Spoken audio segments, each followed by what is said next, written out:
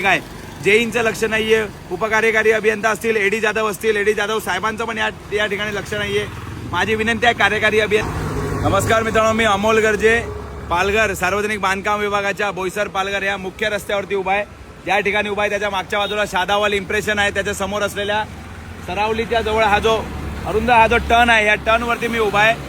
दुःखाची बाब ही वाटते की सार्वजनिक बांधकाम विभाग पालघरचा भोंगळ कारभार सुरू आहे. आम्ही आता हे मागच्या 2-3 दिवसाआधी मी पत्र दिलेलं आहे सार्वजनिक बांधकाम विभाग पालघरला, आणि माझ्यासोबतच माझ्या आधी हे सरावली ग्रामपंचायतने पण ठीक वेळी या PWD पालघरला कित्येक तरी वेळा पत्र दिलेले आहेत. पण तुम्ही बघताय ही जी गटर बघताय ते दाखवा कॅमेरामॅन, त्याचे मोठं जे झाड पडलेलं आहे त्या गटरात बघताय, ती उघडी गटर दाखवा पूर्णपणे. बघा की ती किती मोठी गटर आहे, आणि हा अरुंद टर्न दाखवा. आता बघताय तुम्ही ही जी गाडी येते, मला सांगा या मोठमोठ्या गाड्या येतात, जर त्या साईडला जर एखादं वाहन गेलं, कितीतरी वेळा असं झालेलं आहे की 2 चाकी स्वार हे त्या गटरामध्ये पडलेल्या दोन्ही साईडला 50-50 मीटर परिसरामध्ये उघडं गटर आहे. पण सार्वजनिक बांधकाम विभागाच्या पालघरच्या कुठल्याही अधिकाऱ्याला ही बाब दिसत नाही का? अधिकाऱ्यांच्या डोळ्यावरती काय पट्ट्या बांधलेल्या आहेत का? नागरिकांचे अपघात होतात, नागरिक मृत्युमुखी पडतात त्या गटरात पडून. उघड्या गटरात टर्न आहे, टर्नवरती जर गटर उघडी आहे तर ठेकेदाराने ज्यावेळेस हे काम केलं होतं त्यावेळेस त्या ठिकाणी का नाही त्यांनी वरती स्लॅब मारला?